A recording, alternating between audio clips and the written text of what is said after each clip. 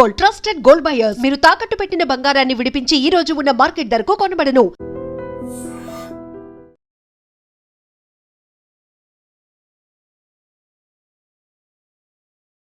జూబ్లీహిల్స్ ఉప ఎన్నిక గత నెల రోజుల నుంచి ఏ టీవీ చూడు ఏం చూడు ఇదే వార్త.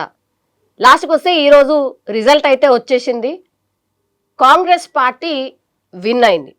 సో ఎంత మార్జిన్ ఏంది అనేది కూడా మరి కాసేపట్లోనే తెలిసే అవకాశం ఉంది. మనతో పాటు 3 పార్టీలకు సంబంధించిన లీడర్స్ ఉన్నారు. ఫస్ట్ నేనైతే ఇంట్రడ్యూస్ చేస్తున్నాను BC member of BRS party Shubhaprada Patil garu మనతో పాటు ఉన్నారు. పాటిల్ గారు, మీరు ఎక్స్పెక్ట్ చేసిన రిజల్ట్ ఏనా ఇది? కాదండి సౌమ్య గారు, వాస్తవానికి ప్రజాస్వామ్యంలో ఇట్లాంటి ఎన్నిక ఎప్పుడు చూడలేను. 2004 నుండి ఎన్నికల్లో చూస్తున్నాము, మా పార్టీ తరఫున పనిచేస్తున్నాము. కానీ ఇలాంటి ఎన్నిక ఎప్పుడు కూడా చూడలేదు, ఇక ముందు కూడా చూడొద్దు అనుకుంటున్నాం. ఎందుకంటే ఒక నాయకులుగా మేము భవిష్యత్తులో పోటీ చేయాలనేటువంటి ఆస్పిరెంట్స్ గా ఉన్నటువంటి వాళ్ళము. ఇలాంటి ఎన్నికలు ప్రభుత్వం మొత్తం కూడా యంత్రాంగాన్ని అంతా కూడా వినియోగించి మొత్తం కూడా ప్రజాస్వామ్యాన్ని కూని చేసి, రాహుల్ గాంధీ గారేమో దేశంలో మొత్తం కూడా ఓట్ చోరీ అని మాట్లాడతాడు, ఇక్కడనేమో చోరీకా ఓట్ వేసుకొని మొత్తం కూడా దురాక్రమణలో పాల్పడి వీళ్ళు ఎన్నికల్లో గెలుపొందేయడానికి ఎన్ని కుట్రలు చేయాలనో, ఎన్ని అరాచకాలు చేయాలనో అవన్నీ కూడా చేసినటువంటి చూస్తాం. ఇక్కడ ఏం జరిగింది జూబ్లీహిల్స్ లో? అంటే మీ కంప్లైంట్ ఏంటి, మీ కన్సర్న్ ఏంటి? ఎలాంటి ఎన్నిక అంటారు మీరు? వాస్తవానికి ఎన్నికల్లో పార్టీలు గెలుస్తుంటాయి, ఓడుతుంటాయి. కానీ ఇంత ఘోరమైనటువంటి పరిస్థితి ఇంత ఘోరమైనటువంటి ఎన్నిక ఎప్పుడు చూడలేదు. మొత్తం మంత్రులతో సైతం, మంత్రులు, ఎమ్మెల్యేలు అందరూ కూడా పోలింగ్ బూత్ల దగ్గర కూర్చొని ప్రలోభ పెట్టడం, అదే విధంగా మా క్యాండిడేట్ ని కనీసం పోలింగ్ బూత్లకు కూడా పోనీయకుండా అడ్డుకోవడం, ఇవన్నీ కూడా చూస్తే ఇక్కడ కూడా మహాలక్ష్మి పథకం అని వాళ్ళు ఎన్నికల ముందు తెచ్చిరు. ఇక్కడనేమో ఎన్నికల్లో కాంగ్రెస్ పార్టీగా ప్రతి ఓటుకి 2500 నుండి 5000, 6000 వరకు పంచి, కాబట్టి ఎన్నికగా మేము ప్రజాస్వామ్యాన్ని కూలి చేసినటువంటి ఎన్నిక. ఇలాంటి ఎన్నికల్లో ఈరోజు కాంగ్రెస్ పార్టీ నిజంగానే గెలుస్తుంటే ప్రజల్లో ఆదరణ కోల్పోతుంది. 5 స్థానాల్లో గెలిచేటటువంటి పరిస్థితి లేకుండా పోయింది కాంగ్రెస్ కి. కాబట్టి కాంగ్రెస్ పార్టీకి ఈరోజు దేశంలో మొత్తం కూడా కాంగ్రెస్ కి వ్యతిరేకం పవనాలు వీస్తున్నాయి. ఈడ అధికారాన్ని అండుపెట్టుకొని గుండాయిజం, రౌడీజం తోని వీళ్ళు గెలవదలుచుకున్నారు ఎన్నిక. కానీ మీరు గుండా అన్నా, రౌడీ అన్నా ఎందుకు సార్? ప్రజలు ఎందుకు మరి పట్టించుకోలేదంటారా? ఏమైందంటారు? ప్రజలు పట్టించుకున్నారు. అందుకే కదా ఒపీనియన్ పోల్స్ అంతా కూడా బీఆర్ఎస్ కి అనుకూలంగానే ఉండే ఒపీనియన్ పోల్స్ అంతా. కానీ విషయం ఏం జరిగిందంటే, వాళ్ళు చేసినటువంటి దొంగ ఓట్లు కావచ్చు, అదేవిధంగా రౌడీజం, గుండాయిజం తోని ప్రజలు బయటకు వచ్చేటటువంటి పరిస్థితి లేకుండా ఓటింగ్ కూడా 10% పెరగాల్సి ఉండే, అది కూడా తగ్గింది. దొంగ ఓట్లు వేసుకొని అవన్నీ చేసుకునే వీళ్ళు ఈ రోజు గెలవబోతున్నారు అనేది స్పష్టం. Sir, Maganti Sunitha half day తర్వాత గ్రౌండ్ లో తిరుగుతూ దొంగ ఓట్లు జరుగుతున్నాయనో, లేకపోతే అధికార దుర్వినియోగం జరుగుతోంది అని తన వాయిస్ వినిపించినా కూడా ఎందుకు సార్ పెద్ద నాయకులు ఎవరు తన పక్కన ఎందుకు కనిపించలేదు ఆ రోజు? మేడం, ఎన్నికల్లో కోడ్ అమల్లో ఉంటది కాబట్టి మేము ఆ ఎన్నికల నియమావళికి అనుగుణంగానే 9th రోజు ఈవినింగ్ 5 నుండి మేమంతా కూడా మాగంటి సునీత పక్కన కూడా స్థానిక నాయకులు లేరు సార్, మీకు కూడా తెలుసు కదా. కార్పొరేటర్స్ వేరే వాళ్ళు ఉన్నారు, మహిళా కార్పొరేటర్లు. వాళ్ళు ఏదో తోడుగా మహిళ ఉంది. నేను అదే అంటున్నా, అందుకే అడుగుతున్నా సార్. వాళ్ళు ఉన్నప్పుడు పెద్ద నాయకులు ఎందుకు లేరు అంటున్నా. ఆమెకు మోరల్ సపోర్ట్ అంటే వాస్తవానికి ఎమ్మెల్యేలు కావచ్చు, మాజీ మంత్రులు కావచ్చు, వీళ్ళంతా కూడా మేము ప్రచారం వరకు చేసుకున్నాం తప్ప ఇట్లా రౌడీజం, గుండాయిజం చేయదలుచుకోలే. బీఆర్ఎస్ పార్టీ శాంతియుత వాతావరణంలో ప్రజాస్వామ్య బద్ధకంగా ఎన్నికలు జరగాలని కోరుకుంది. కానీ జరిగింది ఏంది? మొత్తం రౌడీజం, గుండాయిజం, మా ఏజెంట్లని పోలింగ్ కేంద్రాల నుండి ఎలగొట్టడం, బయట కూర్చున్నటువంటి మా కార్యకర్తల్ని కొట్టడం, దాడులు చేయడం, ఇవన్నీ కూడా చూసినాం కదా. సవేరా ఫంక్షన్ హాల్లో 2000 మంది దొంగ ఓట్లు వేసినటువంటి వాళ్ళని మేము పట్టుకున్నాం కదా. పూర్తి స్థాయిలో ఈరోజు జరుగుతున్నదల్లా మొత్తం దొంగ ఓట్లు వేసుకొని గెలిచే ప్రయత్నం కాంగ్రెస్ చేసింది. దాంట్లో వాళ్ళు సక్సెస్ అయ్యింది అనేది మేము నమ్ముతున్నాం. అధికార పార్టీలో మీరున్నా అదే చేసిండ్రు, ఇప్పుడు ఈ పార్టీ ఉన్నది కాబట్టి అదే చేస్తుంది, అందులో తప్పేముంది అనేది కూడా ఒక చర్చ. సౌమ్య గారు, ఇప్పటి వరకు చాలా ఎన్నికలు చూసినాం మనం. టీఆర్ఎస్ పార్టీ అధికారంలో ఉన్నప్పుడు కూడా ఎన్నికలు చూసినాం. ఇట్లాంటివి పోలింగ్ ఏజెంట్ల మీద దాడి చేయడం, క్యాండిడేట్ ని తిరగనీయకపోవడం, ఇంత విచ్చలవిడిగా డబ్బు పంపిణీ చేయడం ఇవన్నీ కూడా ఎప్పుడన్నా చూసినావా? చూడలేదా సార్? జరగలేదు. మునుగోళ్ళనైతే అసలు ఇక అక్కడ ఉన్నోళ్ళు అసలు తాగుడికి బానిస అయిపోయిన పరిస్థితి ఉన్నది కదా సార్. ఆ ట్రెండ్ అంతా బీఆర్ఎస్ తీసుకొచ్చింది అనేది పెద్ద చర్చ. వామ్మో అసలు ఎన్నికల పోటీ చేసేలాగున్నాము, వీళ్ళు మొత్తం మార్చేసిర్రు ప్యాటర్న్ అని. మేడం ఎన్ని ఆరోపణలు చేసినా ఆ రోజు ఇట్లాంటి ఆరోపణ రాలేదు. మేము శాంతియుత వాతావరణంలో ప్రజాస్వామ్యబద్ధకంగా ఎన్నికలు చేసినాం. ఇట్లా రౌడీజం గుండాయిజం చేసి ఎన్నికలు చేసేటటువంటి పరిస్థితి బీఆర్ఎస్ పార్టీ దానికి వ్యతిరేకం. బీఆర్ఎస్ పార్టీ ప్రజలు నమ్ముకుంది. అందుకే ఒపీనియన్ పోల్స్ అంతా కూడా బీఆర్ఎస్ అనుకూలంగా ఉండే. కానీ తర్వాత జరిగినటువంటి పోల్ మేనేజ్మెంట్ లో సర్వశక్తులు వడ్డీ వాళ్ళు ఎన్ని అరాచకాలు చేయాలో అన్ని చేసిండ్రు. ఈ రోజు అజరుద్దీన్ ని ఆడ మైనార్టీ ఓట్లను ఇన్ఫ్లుయెన్స్ చేయడానికి అజరుద్దీన్ ని మంత్రి చేసిండ్రు. చేయొచ్చా అండి? ఈ 2 సంవత్సరాల గుర్తుకు రాని మైనార్టీ మినిస్టర్ ఈ ఎన్నికల్లో కోసమే ఎన్నికల కోడ్ అమల్లో ఉన్నప్పుడు అజరుద్దీన్ గారిని మంత్రి పదవి ఇచ్చారు. ఇట్లా ఒకటి కాదు ఆడు చేసినటువంటి ఈ రోజు 100 కోట్లు పెట్టి అభివృద్ధి చేస్తున్నాం అంటున్నారు. కానీ ఈ రోజు వాళ్ళ పార్టీకి సంబంధించిన మహబూబ్నగర్ శాసనసభ్యులు ఏమడుగుతుండు, మేము కనీసం 1 లక్ష రూపాయలు శాంక్షన్ చేయలేకపోతున్నాం, ఊర్లలోకి పోతే పల్లెలకు పెళ్లిళ్లకు పేరెంట్లకు తప్ప మేము ఒక అభివృద్ధి పనులు చేయడానికి మాకు పైసలు లేవు, ఫండ్స్ లేవు అని చెప్తున్నటువంటిది. అదేవిధంగా ఎల్లారెడ్డికి సంబంధించిన మదన్ మోహన్ గారు అయితే కేంద్ర రాష్ట్ర ప్రభుత్వాలు ఇచ్చిపెట్టి ఓల్డ్ బ్యాంక్ కి లేఖలు రాసినటువంటి చూసినాం. కాబట్టి ఈడ మొత్తం కూడా ఏదో జూబ్లీస్ ఒక్కటే ఎన్నికల్లో మా సీటు కోల్పోతామనే, అంటే ఈ ఎన్నిక ఓడిపోతే రేవంత్ రెడ్డి సీటు కలుగుతా అనే భావనలో కాంగ్రెస్ పార్టీ ఉండే. కాబట్టే రేవంత్ రెడ్డి గారు అన్ని రకాల ప్రయత్నాలు చేసి ఎన్నికల్లో గెలుస్తున్నారు. దానికి ప్రజలు చూస్తారు కదా. రేపు నిజంగానే కాంగ్రెస్ పార్టీకి ప్రజల మీద నమ్మకం ఉంటే 10 మంది ఎమ్మెల్యేలను గుంజుకున్నారు కదా, 10 మందితో రాజీనామా చేపించి ఎన్నికలకు వండి. అదేవిధంగా స్థానిక సంస్థలో 42% రిజర్వేషన్ ఇచ్చి ఎన్నికలకు వండి. జిహెచ్ఎంసీ ఎన్నికలు వస్తున్నాయి కదా, ఎట్లా ఇవన్నీ పెట్టమనండి, తొందరలో సకాలంలో ఎన్నికలు పెట్టమనండి. పెడితే మేము 100% ఒప్పుకుంటాం, ప్రజలతో గెలవండి. అప్పుడు కేసీఆర్ గారు ఒకవేళ ప్రచారానికి వచ్చి ఉంటే బీఆర్ఎస్ దే ఈ సీటు అనేది కూడా ఒక చర్చ ఉంది సార్. మేడం కేసీఆర్ గారు ఎప్పుడు రావాలనో ఏది రావాలనో పార్టీ నిర్ణయిస్తుంది. కేసీఆర్ గారు నిర్ణయం తీసుకుంటారు. మేము ప్రచారంలో 9వ తారీఖు రోజు వరకు కూడా మేమే ఉన్నాం బరిలో. కానీ ఈ పోల్ మేనేజ్మెంట్ లో మేము వెనుకబడినాం. డెఫినెట్ గా వాళ్ళు చేసిన అరాచకాలు, వాళ్ళు చేసినటువంటి పంపిణీ కావచ్చు, వాళ్ళు చేసిన గుండాగా మేము చేయలేకపోయినాం. వాళ్ళకు పోలీస్ వ్యవస్థ అంతా అండగా ఉన్నది.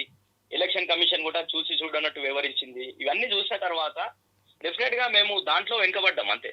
yes all right sir, thank you so much sir. yes మనతో పాటు డిబేట్ లో జాయిన్ అవుతున్నారు Punna Kailash Netha garu from Congress party spokesperson and Rajaiah Yadav garu మనకైతే తెలిసిన వ్యక్తే, బీజేపీకి సంబంధించిన సీనియర్ మోస్ట్ లీడర్. ఏమో నాకైతే బీజేపీ అనబుద్ధి కాదు, సార్ని చూస్తే జనరల్ గా మాట్లాడేస్తారు కాబట్టి అన్న అనుకోవచ్చు. Sir welcome sir, welcome. మీరు బీఆర్ఎస్ కి సంబంధించిన వాయిస్ విన్నారు, మీ నుంచి స్టార్ట్ చేస్తాను సార్. ఒకటే చెప్తున్నారు, మీరు చేసినన్ని అరాచకాలు ఎన్నడూ కూడా ఏ ఎన్నికల్లో కూడా జరగలేదు. కాంగ్రెస్ పార్టీ గూండాయిజం చేసి దొంగ ఓట్లు ఎంచుకొని గెలిచింది. ఇది మీ మీద ప్రధాన ఆరోపణ సార్. ముందుగా ఈ డ్రీమ్ ప్రేక్షకులకు, యాజమాన్యానికి, మీకు ప్యానల్లో ఉన్నటువంటి మా రాజన్నకు అందరికి కూడా నమస్కారం. ఇది ఎట్లుందంటే మగని కొట్టి మొగిసాలకు ఎక్కినట్టు 42 మంది ఎమ్మెల్యేలు, ఎమ్మెల్సీలు, ఎంపీలు, అదేవిధంగా తెలంగాణ రాష్ట్రంలో ఉన్న జడ్పీ చైర్మన్లను కొనుగోలు చేసి 10 సంవత్సరాల కాలంలో మునుగోడు ఎన్నికలు వస్తే మనిషి మాంసం తప్ప అన్ని మాంసాలు పెట్టి మందు పోసి 100 మంది చావుల కారణమైనటువంటి బీఆర్ఎస్ పార్టీ ఇవాళ భగవద్గీత శ్లోకాలు, రామాయణ శ్లోకాలు చెప్తుంటే ఇంతకంటే విచిత్రమైనటువంటి వాదన ఇంకెక్కడ లేదు. ఇలా మరి వాళ్ళు గెలిచి ఉండుంటే ఒక రకమైన వాదన, అంటే ఓడలో ఉన్నంతసేపు ఓడమల్లన, ఓడ దాటాక బోడిమల్లన. తెలంగాణ అస్తిత్వాన్ని చంపినటువంటి దోపిడి దొంగల ముఠా కేసీఆర్ చుట్టూన్నటువంటి మంది మాగడలు. నెంబర్ 1. నెంబర్ 2, అభివృద్ధి విషయంలో మా ముఖ్యమంత్రి గట్టిగా సవాలిస్తున్నారు. ఈ 2 సంవత్సరాల కాలంలో తెలంగాణ రాష్ట్రానికి కానీ జూబ్లీస్ ప్రజలకు కానీ మేమేం చేసినామో చర్చకు సిద్ధమని చెప్పినాం. 35,000 రేషన్ కార్డులు కొత్త ఇవ్వడం జరిగింది. జూబ్లీస్ వరకే మనం పోదాం. రెండో విషయం, దాదాపు 30,000 మందికి అక్కడ ఉన్నటువంటి ఉచిత విద్యుత్ అందుతుంది, 200 యూనిట్లు. దాదాపు అక్కడ ఉన్నటువంటి 70% మహిళలు, 70 నుంచి 80% పేద మధ్యతరగతి, అంటే ఇది తెలంగాణను ప్రతిబింబించేటువంటి నియోజకవర్గం. ఆంధ్రప్రదేశ్ మరియు దేశంలో ఉన్నటువంటి అనేక ప్రాంతాల నుంచి వచ్చి బతుకుదెరువు కోసం వచ్చినటువంటి వాళ్ళందరూ కూడా బస్సు ఉపయోగపడుతోంది. 250 కోట్లతోని సీసీ రోడ్లు వేసినాం. అన్నిటికీ మించి పీజేఆర్ గారు ఆనాడు కాంగ్రెస్ పార్టీలో ఉండి పేదలకు పట్టాలు ఇప్పించి, ఇవాళ నీళ్ళు ఇప్పించి, రోడ్లు ఇప్పించి ముందుకు పోతున్నటువంటి ఆ జూబ్లీ హిల్స్ నియోజకవర్గం తప్ప 10 సంవత్సరాలు ఉన్నాయి ఆ పైసా చేయలేదు. కాబట్టి మాకు ఇవాళ ప్రజలు ఉప ఎన్నిక వచ్చింది కాబట్టి ఒక్క నిమిషం, మీకు ఉప ఎన్నిక వచ్చింది కాబట్టి ఇవన్నీ చేస్తారు. లేదు. ఏడ తప్పదు. ఉప ఎన్నిక తప్పదు. వస్తే ఆడ అదే చేస్తారు కదా సార్. అది ఏ అది అధికార వాళ్ళకి పార్టీ? అలవాటు. మేము ఇప్పుడు అట్లా అనుకుంటే మీరు హైదరాబాద్లో మాకు సీట్లు రాలేదు, మమ్మల్ని ఆదరించలేరు. మరి కంటోన్మెంట్లో ఎందుకు గెలిచింది గణేష్ గారు? జూబ్లీ హిల్స్లో ఎన్నికల గురించి మేము ఏం చేయలేదే. ప్రజలకు ఏదైతే వాగ్దానం చేసినామో సన్న బియ్యం ఇస్తున్నాం, అది తప్ప అండి? ఇవాళ 5,000 ఇండ్లు ఇస్తామని ప్రజలకు వాగ్దానం చేసినాం మా ముఖ్యమంత్రి గారి నాయకత్వంలో. ఇది తెలంగాణ ప్రజలు కాదు, తెలుగు ప్రజలు భారతదేశంలో ఉండేటువంటి అన్ని వర్గాల మద్దతును కూడగట్టడంలో మా రేవంత్ రెడ్డి గారు సక్సెస్ ఉన్నారు. అన్నిటికి మించి గ్లోబల్ సిటీగా ఇవాళ ప్రపంచవ్యాప్తంగా హైదరాబాద్ను ముందుకు తీసుకుపోవడానికి ఒక మెట్రో రైల్ని 2వ దశ కానీ, అదేవిధంగా హైదరాబాద్ చుట్టుముట్టు త్రిబుల్ ఆర్ ఏదైతే మళ్ళీ జిల్లాలకు విస్తరించేటువంటి త్రిబుల్ ఆర్ రోడ్డు కార్యక్రమే కానీ, అదేవిధంగా హైదరాబాద్కు వివిధ దేశాల నుంచి వచ్చేటువంటి కంపెనీలు కానీ, ఇవాళ తెలంగాణ రాష్ట్రంలో 72,000 ఉద్యోగాలు నింపినటువంటి ఘన చరిత్ర కలిగిన మా ముఖ్యమంత్రి గారి నాయకత్వంలో తెలుగు ప్రజలు, తెలంగాణ ప్రజలు ఇచ్చినటువంటి పట్టంగా భావిస్తున్నాం. వారి నాయకత్వంలో రాబోయే రోజుల్లో మరింత అభివృద్ధికి పోవడానికి మాకు ప్రజలు ఇచ్చినటువంటి ఏదైతే సంకల్పం ఉందో ఈ బలాన్ని ముందుకు తీసుకుపోతాం.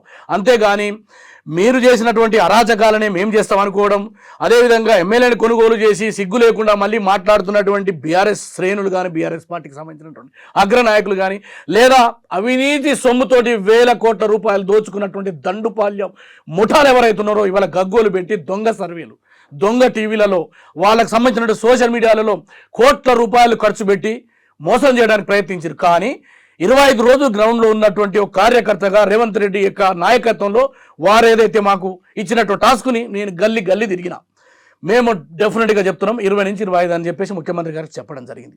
ప్రతి ఇంటిని కదిలించినాం, ప్రతి కుటుంబాన్ని కదిలించినాం. ఏదో ఒక సంక్షేమం ఉన్నది వారి నాయకత్వంలో, ఇంకా చేయాల్సినటువంటి బాధ్యత కూడా మా మీద ఉన్నది. ఇక రెండో విషయం, ఇవాళ మీరు ఏదైతే భారతీయ జనతా పార్టీ ఏం జరిగింది మేడం, 2023లో 25,000 ఓట్లు వచ్చినాయి మేడం. ఎవరు? దీపక్ రెడ్డి గారు. అవి అలా ఎక్కడికి పోయినో మీరు ఆలోచన చేయమని అడుగుతున్నా.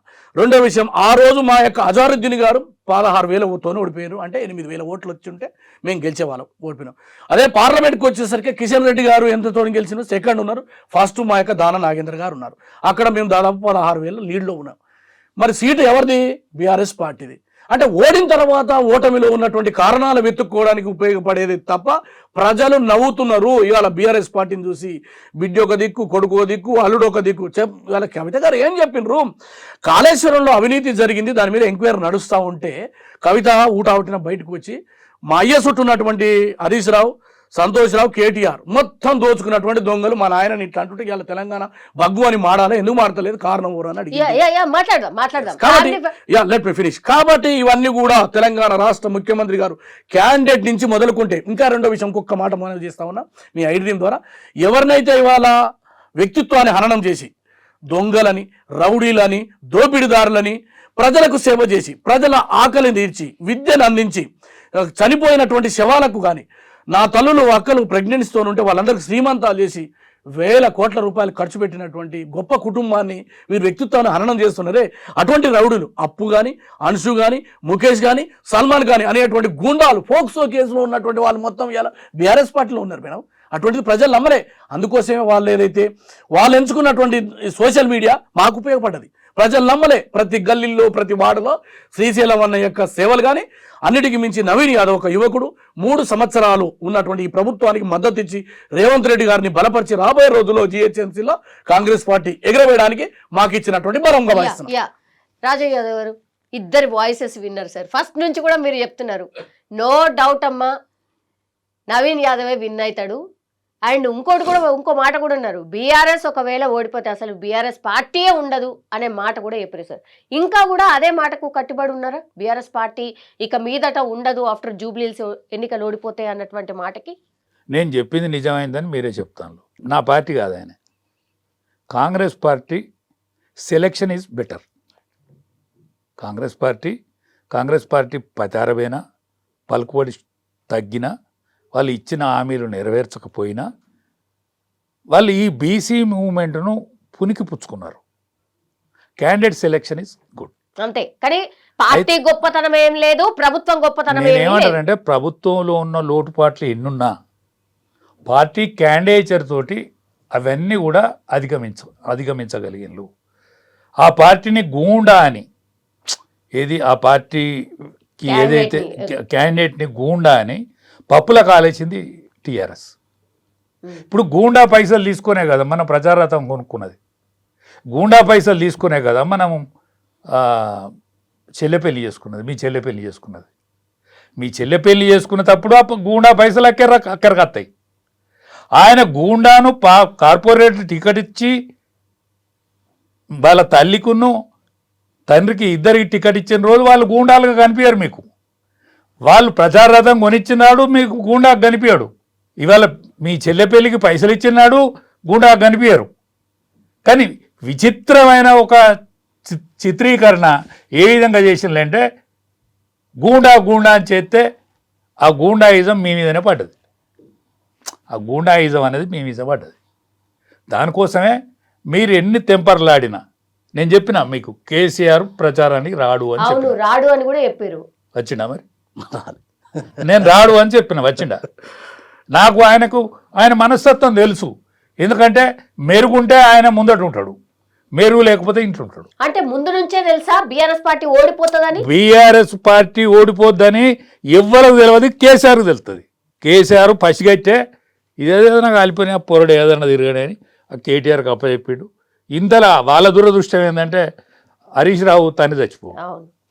హరీష్ రావు తని చచ్చిపోవడం కూడా ఏంటంటే వాళ్ళకు లోటే. ఎందుకు లోటు? హరీష్ డాంబికం పలికేటోడు కాదు, డంబాచారం చేసేటోడు కాదు, పని మనిషి. ఆ పని మనిషి లేకుండా అయిండు. ఈయన డాంబికం మాత్రమే ముందటున్నది. ఈయన టెంపరిజం ఎంత మాత్రం తగ్గలేదు. ఆయన సుందర ముఖార విందమే, కానీ కళ్ళల్లో అహంకారం తగ్గలే. దానికి ఇవాళ మూల్యం చెల్లించాల్సిన అవసరం ఏర్పడింది. కిటిఆర్ సభలకు చాలా మంది వచ్చారు సార్. చాలా మంది అన్ని మీటింగ్లకు వస్తారు జనం. మా బీజేపీ మీటింగ్ కూడా వస్తారు. ఎక్కడ ఉంచాలో అక్కడ ఉంచుతారు. రెండు వీటి మీదనే గేమ్ ఆడతారు అని చెప్పిన మీకు. గెలిచే గుర్రం మీద ఓడిపోయే గుర్రం మీదనే పందెం కడతారు ప్రజలు అందరికంటే తెలియకల్లుడు. ఎవడి పైసలు ఇచ్చినా తీసుకుంటారు, ఎవడి పైసలు ఇచ్చినా తీసుకుంటారు. ఇదివరకు మనగా మునుగోడు గురించి చెప్పిండే ఆ పెద్దమని చెప్పిండే. ఎన్ని పైసలమ్మా ఇప్పుడు అప్పుడు బీజేపీ క్యాండిడేట్ అవును రాజగోపాల్ రెడ్డి గారు. రాజగోపాల్ రెడ్డి పైసలను పట్టుకుని మీ పైసలు విచ్చలవిడితనంగా పోలీసును ఉపయోగించుకుని ఇవాళ పోలీసు వాళ్ళు ప్రశాంతంగా ఉన్నారని చెప్తాను. గడియకు వీని మీద ఎందుకు కేసు పెట్టలే, వాని మీద ఎందుకు కేసు పెట్టలే అని సతాయించటోళ్ళట. ఏది మా పూర్వ టీఆర్ఎస్ పార్టీ, మా పూర్వ టీఆర్ఎస్ పార్టీ, మా నాయకుడు కేసీఆర్ గారు, కేటీఆర్ గారు, వీళ్ళందరూ కూడా సతాయించేటోళ్ళు. అచ్చా వాళ్ళకు ఇంకో దెబ్బ ఏంటంటే ఆమె కవితమ్మ. దెబ్బ పడ్డదా సార్ నిజంగా? కవితది ఏం దెబ్బ అంటే మా వాళ్ళు పైసలు పంచుక తింటాను, మా తండ్రికి ఏం తెలియదు, మా బావ తింటాడు, మా సంతోష్ గారు తింటాడు అంటే అది కుప్పకూలదా? ఆ మాట ఇంట్లో పుట్టిన మాట. ఓకే, అది కుప్పకూలుతుంది కదా. ఇప్పుడు ఆయన గుండె అయిపోయే ఉండే, ఆరోగ్యం శాత కాకుండానే ఉండే. నీ బిడ్డ డప్పు పట్టుకొని కొట్టుకుంటూ తిరగబట్టే, నీ బిడ్డ డప్పు పట్టుకొని కొట్టుకుంటూ తిరగబట్టే. ఎట్లుంటుందమ్మా? ఇంకా మీ ముఖం చూసి మీకు ఓట్లు వేసి ఇంకా మిమ్మల్ని పైకి తీసుకొస్తారు. నా అంచనా ఒకటే, ఇప్పటికీ టీఆర్ఎస్ పార్టీకి ఏమన్నా దాన్ని దక్కించుకోవాలనుకుంటా. ఎందుకంటే బీజేపీ తాడుకు పోతుంది కాబట్టి సెకండ్ లీడ్లో కనుక బీజేపీ ఉంటే మిగతా ప్రధానికం బీజేపీ ముఖాన్ని ఉండు. నేను ఆడికి మొత్తుకున్నా, మా దత్తన్న బిడ్డకి ఇయ్యండి, విజయలక్ష్మికి ఇవ్వండి అని మొత్తుకున్నా. నా అరణ్య కాంపిటీషన్ ఉండేదా, విన్ అయ్యేదా? విన్ కాదమ్మా, సెకండ్ అయినా వచ్చి ఉండేది. కనీసం కాంపిటీషన్ ఇచ్చేది. కాంపిటీషన్ ఇస్తే ప్రధానికం నిలబడదురు కదా బీజేపీ ముఖాన. ఇప్పుడు టీఆర్ఎస్ను విడిచిపెట్టేందుకు ఒక అవకాశం ఉండు కదా ప్రజలకు. లేదంటే మీరు చెప్పినట్టుగా కేసీఆర్కి ముందే తెలిసిపోతుంది విన్గాము అని, బీజేపీకి ముందే తెలుసు కదా ఇక విన్గాము అని చెప్పి అందుకే పెద్ద కాన్సన్ట్రేట్ చేయలేదు. ఇప్పుడు జాతీయ రాజకీయ పార్టీలలో బ్రహ్మాండంగా ఒక వెలుగుతుంది. ఇవాళ బీహార్లో అటువంటి కాడ మా నాయకత్వం, ఇక్కడ హైదరాబాద్లో ఉన్న నాయకత్వం ఇంత అలసత్వం పనికిరాదు కదా. ఇంత అలసత్వం పనికిరాదు కదా. కేంద్ర నాయకత్వంలో మంచి పలుకుబడికి ఉన్న పోస్ట్లో ఉన్నాడు కిషన్ రెడ్డి గారు, బండి సంజయ్ గారు ఉన్నారు. అవును, ఒకసారి ఆలోచించుకోవాలి కదా, ఎవరిని ముందట పెడితే వస్తుంది ఈ సీటు అనేది ఆలోచించుకోవాలి కదా. ఎవరిని ముందట పెడితే ఎవరిని ముందట పెడితే ఇవాళ ఒక బీసీ ఐడియాలజీ నడుస్తుంది ఇక్కడ తెలంగాణలో. ఒక బీసీ క్యాండిడేట్కు నువ్వు టికెట్ ఇచ్చినందుకు మీకు వీలు కాలేదా? లంకా దీపక్ రెడ్డిని ఆనాడు 25,000 ఓట్లు రావచ్చు, అదే దీపక్ రెడ్డి ఇవాళ మా పరిస్థితి ఏంది? ఇప్పటికైనా టీఆర్ఎస్ మేలుకొని ఆ వర్కింగ్ ప్రెసిడెంట్ని తీసేసుకొని ఎవరైనా బీసీని పెట్టుకోవాలి. అంతా వాళ్ళ పేతరమే నడుతుంది. కానీ కాసేపు ఆ పార్టీ నిలబడాలంటే వర్కింగ్ ప్రెసిడెంట్ ఎంట్రన్స్ తొలగించాలి. ఆయన వల్లనే రెఫరెండమే అన్నాడు కదా, ఆయన వల్లనే సీట్ ఓడిపోతుంది.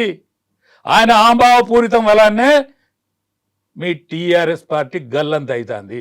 దానికి జోడించుడు ఏంటంటే రౌడీయిజం. ఈ పార్టీ ఇప్పుడు గవర్నమెంట్లు ఉన్నారు కాబట్టి గవర్నమెంట్లు ఉన్న వాళ్ళని అడగండి. మీరు ఎవరైనా ఒక పోలీస్ ఆఫీసర్ను ఇంటర్వ్యూ చేయండి, ఏ కాలంలో నిమ్మలంగా ఉన్నాము, మీరు ఏ కాలంలో కాంగ్రెస్ పార్టీ కాలంలో నిమ్మలంగా ఉన్నారా లేకపోతే టీఆర్ఎస్ కాలంలో మీరు నిమ్మలంగా ఉన్నారా అని అడగండి. ఒకసారి ఇంటర్వ్యూ చేయండి. ఆఖరి రిటైర్డ్ పోలీస్ ఆఫీసర్ ఇంటర్వ్యూ చేయండి, ఏది లేటెస్ట్ రిటైర్డ్ అయిన ఇంటర్వ్యూ చేయండి, ఏం సమాధానం అవుతుందో తెలుస్తుంది. రేపు కనుక టీఆర్ఎస్ పార్టీ నుంచి 10 మంది బెయిల్ కాదు, 10 మంది బెయిన్లు, 4-5 మళ్ళీ తొంగి చూసిండు అనుకో, నీ పార్టీ ఉంటుంది. ఇంకా నీ పార్టీ ఉండి కొసెళ్తావు, సాము చేస్తావు. నీ ఇంట్లోనే నువ్వు ఏమి చేసుకోలేదు. రేవంత్ రెడ్డిని మిమ్మల్ని గట్టిగా పట్టుకోలేదా? అరే నువ్వు చెల్లె కన్నీళ్ళు దూడతలేవు, ఈమె సునీత కన్నీళ్ళు ఎట్లా దూడతావా అని ఒక మాట పట్టుకుంటే నీకు సమాధానం రాలే, నీకు సమాధానం దొరకలే. రేవంత్ రెడ్డి ఎక్కడున్నాడా, ఏం తప్పులు చేసిండా, ఏం పొరపాట్లు చేసిండా, ఎవరిని దండం పెట్టి ముఖ్యమంత్రి అయినా అది వేరే విషయం. నువ్వు ఒక్క మాటకు నీ దగ్గర సమాధానం దొరకలేకపోయింది. అచ్చా అందులో ఈ సునీత ఇంట్లో పంచాయతీ, మొదటి భార్య ఒకరు, రెండో భార్య ఒకరు, వాళ్ళ తల్లి వచ్చి సరే ఎన్నెళ్ళు లేని వాళ్ళు ఈ ఎలక్షన్ ముందట. ఎగ్జాక్ట్లీ సార్, ఇందులో ఏమన్నా మతలబు ఉందా సార్? మతలబు ఎందుకు ఉండదు అంటానా? మతలబు ఉంటుంది, ఖచ్చితంగా ఉంటుంది. ఎన్నికల గెలవాలనుకున్న తోడు ఇవన్నీ ఎంకులాడుకుంటాడు, ఇవన్నీ కూడా ఎంకులాడుకుంటాడు. ఎన్నికలలో నేను ఎట్లన్నా చేసి గెలవాలనుకున్న తోడు ఇవన్నీ ఎంకులాడుకుంటాడు. ప్రతి చిన్న అంశాన్ని కూడా వదిలిపెట్టే వాడు ఎంకులాడుకుంటాడు. ప్రతి చిన్న అంశాన్ని ప్రజలు భూతద్దంలో పెట్టి చూస్తారు ఓటేసే ముందట. ఇన్ని సర్వేలు ఏమైనాయమ్మా? ఎన్నికల ముందు సర్వే ఏమైంది? నేను మీ దారినే చెప్పిన, ఇంకా డిసైడ్ కాలేదమ్మా ఓటరు, 9వ తారీఖు తర్వాత డిసైడ్ అవుతాడు అని చెప్పి. అవును, మీ స్టూడియోలోనే చెప్పిన నేను. అది ఏమైంది? డిసైడ్ అయిందా కాలేదు? ఇవాళ దత్తాత్రేయ కూతురును పెడితే ముఖం తెలుగుండు కదా మా పార్టీకి. ఇవాళ బీహార్లోకి వెళ్తే మా వాళ్ళు సీట్లు పంచుతారట, ఈడ సీట్లు పంచుతారట బీహార్లో వెళ్తే. నేను మా పార్టీ అని నేను నెత్తి మీద పెట్టుకొని తిరిగా, ఏ పార్టీ అయినా నా వయసుకు ఏ పార్టీని నెత్తి మీద పెట్టుకొని తిరగద్దు. నా వయసు కన్నా నేను విలువని ఇచ్చుకోవాలి, గౌరవాన్ని ఇచ్చుకోవాలి, సావు చక్కగా రావాలని చూసుకోవాలి. సార్ 8 సీట్లు ఎమ్మెల్యే సీట్లు చాలనుకున్నదా ఏంది బీజేపీకి? కాదమ్మా, 8 సీట్లు పార్లమెంట్ సీట్లు వచ్చినాయి కదా. 8 ఏళ్ళు 56 సీట్లలో పానం ఉన్నట్టు, ఇంకో 4-5 సీట్లలో పానం ఉన్నట్టు. దాన్ని ఎవడన్నా దక్కించుకోడా? అట్లా ఆలోచించద్దా? మీకు ఇంకా అగ్రనాయకత్వం మీకు అగ్రకులాలే ఉండాలా? బీసీలు కనిపించలేరా మీకు? అరే గీత సోయి లేకుండా బతుకుతట్లా అంట నా పార్టీ. ఆ పార్టీలు నాకు ఏమి ఇవ్వకపోను నన్ను సస్పెండ్ చేయని, కానీ పార్టీ బతకాలనే ఆలోచన ఉండాలి కదా పార్టీలకు. అరే ఆల్ ఇండియాలో ఒక వెలిగే నాయకుడు ఉన్నాడు నీకు, నరేంద్ర మోడీ. ఈ కాలంలో కూడా నువ్వు వెలుగును చూడకపోతే ఇంకెన్నడు చూస్తావు? అది నా ఆవేదన. నాది అది ఖచ్చితంగా నెరవేర్చాలి. నెరవేర్చకుంటే అదే టీఆర్ఎస్ నిలబడుతుంది ప్రతిపక్షంగా టీఆర్ఎస్ నిలబడుతుంది. జనాలు ఇప్పుడు ఆల్టర్నేట్ కోసం చూస్తున్నారు అనేది కూడా పెద్ద ఎత్తున చర్చ నడుస్తుంది సార్. ఎగ్జాక్ట్లీ టీఆర్ఎస్ పార్టీ నిలబడుతుంది, టీఆర్ఎస్ పార్టీ బోల్తా పడుతుంది. ఎట్లా బోల్తా పడుతుంది? ఇప్పుడున్న ఎమ్మెల్యేలకు నమ్మకం లేదు ఆ పార్టీ మమ్మల్ని దక్కిస్తుందని. వాళ్ళు ఎల్లో పోయినా ఏది పాతింప సామానే. ఇప్పుడు టీఆర్ఎస్లో ఉన్న ఎమ్మెల్యేలు ఆ. ఏ పార్టీలో పోయినా అది పాతింప సామానే. చిక్కెంటికలో బఠానీలు అమ్ముతారు చూడు, పాతింప సామాన్ తీసుకుంటాం, బెల్లం ఇస్తాం, పుట్టాలు ఇస్తాం, ఉప్పు ఇస్తాం అని తిరుగుతారు చూడు. టీఆర్ఎస్లు ఉన్న ఎమ్మెల్యేల గతి గంతే. సార్ మరి అంత భయంకరమైన నేను నిజం పరిస్థితి. చెప్తానా వాళ్ళు మళ్ళీ ఒక్కడు గెలిస్తే ఏదంటే దేనికంటే అనుకుంటా, నేను ముక్కు భూమికి రాకుతా. మళ్ళీ వచ్చే ఏ పార్టీ టికెట్ ఇచ్చినా గెలవను. కైలాష్ గారు యూ హ్యావ్ ఎనీ కౌంటర్? అంటే లేదండి, వారు చాలా అనుభవంతో రాజకీయాల్లో తెలంగాణ ఉద్యమంలో సమాజాన్ని కింది నుంచి ఎత్తుపలాలు చూసుకుంటూ వచ్చినటువంటి గొప్ప రాజకీయ నాయకుడు. వెరీ అన్ఫార్చునేట్లీ వారేది ఎమ్మెల్యే కాలేకపోయి ఉండొచ్చు, కానీ సమాజంలో వారికి ఒక గుర్తింపు ఉన్నది. వారు మా పార్టీని విమర్శించినా మరో పార్టీని విమర్శించినా అందులో మనం దాంట్లో గుణపాఠం నేర్చుకోవాల్సినటువంటి అవసరం ఉంటుంది ఎవరమైనా. ఒకటి ఇక్కడ మీరు గమనించాల్సి సౌమ్య గారు, తెలంగాణ రాష్ట్ర ముఖ్యమంత్రి గారి యొక్క వ్యవహార శైలిని జూబ్లీహిల్స్ ఉన్నటువంటి తెలుగు ప్రజలు, ఇందులో తెలంగాణ నుంచి ఉన్నారు, ఆంధ్ర నుంచి ఉన్నారు, లేదా వివిధ రాష్ట్రాలు ఉన్నటువంటి ప్రజలు కూడా కనిపెట్టుకుంటూ పోతున్నారు. మీరు గమనించండి, ప్రతి నిత్యం అందుబాటులో ఉండే ముఖ్యమంత్రి అండి తెలంగాణ రాష్ట్ర ముఖ్యమంత్రి. ఏ రోజు సెలవు తీసుకోలే, ఓడిపోగానే ఫామ్ హౌస్లో పండుకోలే, లేదా ప్రజలకు కలవకుండా ఎప్పుడూ లేడండి మా ముఖ్యమంత్రి గారు. చాలా ప్రజలకు చాలా దగ్గరగా ఉన్నాడు. సరే అది ఎంత అవుతుందా పని ఏదో వేరే విషయం. మిమ్మల్ని కలవడానికి ఇష్టపడతాడు, మీతో మాట్లాడడానికి ఇష్టపడతాడు, మీతో చర్చించడానికి ఇష్టపడతాడు. గంటల కొద్దీ ప్రెస్ మీట్లు పెట్టి ఇతరులని అవహేళన చేస్తూ ఆ అనవసరమైనటువంటి మాటలు మా ముఖ్యమంత్రి గారు మాటలే. ఏ రోజు మాట్లాడినా మెట్రో రైలు గురించే కిషన్ రెడ్డి గారిని తిట్టారు, వ్యక్తిగతంగా తిట్టలేదండి. లేదా RRR విషయం లోపల ఏదైతే టెండర్లు ఖరారు కాకుండా పెండింగ్లో ఉన్నాయి, వేరే రాష్ట్రానికి విపరీతమైన నిధులు పోతా ఉన్నాయి. మీరు ఈ ప్రాంతంలో పుట్టినటువంటి బిడ్డగా తెలంగాణ రాష్ట్రానికి సహకరించవలసినటువంటి అవసరం. ఎందుకంటే మనందరం ఈ ప్రాంతంలో వెతుకులాడుకోవాలి. అందరం ఈ ఓటర్లతోటే కదా మనం అయింది. మీకు 8 మంది ఇచ్చారు, 8 మంది ఎమ్మెల్యేలు, 8 మంది ఎంపీలు, 2 కేంద్ర మంత్రులుగా ఉన్నారు. ఇవన్నీ కలిస్తే ఇవాళ మన హైదరాబాద్ని ఎక్కడికో ఇవాళ గత 30 సంవత్సరాల నుంచి చేసింది. ఇవాళ రేవంత్ రెడ్డి గారు ఒక్కరే చేసినని చెప్పట్లేరు. గతంలో కోట్ల విజయభాస్కర్ రెడ్డి కానీ నేదురుమల్లి జనార్దన్ రెడ్డి, రాజశేఖర రెడ్డి గారు, ఈ హైదరాబాద్ చేసుకుంటూ వచ్చే ఇంకా దీన్ని ఒక ఫ్యూచర్ సిటీ పేరుతోటి రాబోయే రోజుల్లో ఇక్కడ ఉన్నటువంటి యువతకు ఉపాధి కల్పించాలంటే ఒక మూసి సుందరీకరణ విషయం లోపల మేము అప్పీల్ చేసినాం. అయ్యా మన కేంద్ర ప్రభుత్వం మీరు అన్నదాన్ని నేను చెప్తా. ఎందుకంటున్నంటే ఇలా గంగా కానీ, సబర్మతి కానీ, యమున కానీ ఈ వీటిని అన్నిటిని కూడా ఇవాళ రాష్ట్రాలకు కేంద్రం డబ్బులు ఇచ్చి వాటిని ప్రక్షాళన చేస్తుంది. కానీ ఇక్కడ చేస్తున్నటువంటి బీఆర్ఎస్ ఆందోళనకు మీరు మద్దతు ఇస్తారే, మరి అక్కడ అనేక చోట్ల గుజరాత్లో కానీ ఉత్తరప్రదేశ్లో కానీ కొన్ని కోల్పోయినప్పుడు వాళ్ళకి ఏమి ఇవ్వాలి, కాంపెన్సేషన్ అనే డిమాండ్ రావాలి. కానీ వాళ్ళకి మడుగులొత్తు భారతీయ జనతా పార్టీ తాను ఆత్మహత్య చేసుకుంది. తెలంగాణ రాష్ట్రంలో అభివృద్ధికి బాటలు వేసి రాబోయే రోజుల్లో నువ్వు తెలంగాణలో ప్రభుత్వం వస్తా అని చెప్తున్నావు. ఎవరు బీజేపీ అయినా నేనే వస్తాను. ఇలా తాడుకు పోయినావు, ఎక్కడికి పోయినావు? నిన్ను నువ్వు ఆత్మహత్య చేసుకొని మీరు గమనించాలి. తెలంగాణ రాష్ట్ర సమితి బీఆర్ఎస్ అయిన తర్వాత తెలంగాణతో పేగుబంధం దిగిపోయిన తర్వాత 15 స్థానాలలో పార్లమెంట్ ఎన్నికల్లో 3rd స్థానానికి పోయింది. చాలా చోట్ల డిపాజిట్ పోయింది. ఒక చాలా మాత్రమే ఖమ్మంలో మాత్రమే సెకండ్ ఉన్నట్టుందన్న, సెకండ్ ఉన్నది. అంటే ఏంటిది అర్థం? మీ పార్టీల మధ్య ఏం జరుగుతుంది, అలా ఏం జరుగుతూ ఉంది. ఇది కాదు, కొట్టాడే తత్వాన్ని మర్చిపోయి తెలంగాణ రాష్ట్ర ముఖ్యమంత్రి గారి మీద ద్వేషం పెంచుకొని వారు చేస్తున్నటువంటి అభివృద్ధి కార్యక్రమాలకు ఆటంకం పడుతుంది కాబట్టి నిలదీసినాం. రెండోది, ఇవాళ కాళేశ్వరం విషయంలో కూడా CBIకి ఇస్తే 1 గంటలో పట్టుకపోతాను కిషన్ రెడ్డి గారు అన్నారు. అక్కడ ఉన్నటువంటి కేంద్ర హోంశాఖ సహాయ మంత్రి సంజయ్ గారు చెప్పినారు. ఇవాళకి 4 నెలలు అయింది. అసెంబ్లీలో తీర్మానం చేసి CBIకి ఇచ్చినాం. లేదు, గవర్నర్ దగ్గర పెండింగ్ ఉన్నటువంటి ఈ కార్ రేసుకు సంబంధించి దోపిడీ జరిగింది, మనీ లాండరింగ్ జరిగింది అని చెప్పి చేస్తే గవర్నర్ అనుమతిస్తారు. దీని వెనుక మతలబ్ ఏంది? కాబట్టి మా ముఖ్యమంత్రి గారు స్పష్టంగా ఒక పక్క అభివృద్ధి, మరొక పక్క బీఆర్ఎస్ బీజేపీ ఆడుతున్నటువంటి ద్వంద్వ నాటకాన్ని ప్రజల ముందు ఉంచిండ్రు. ప్రజలకు ఏం కావాలనో, ప్రజలకు మేము ఏం చేస్తామని ఓట్లు అడిగినాం.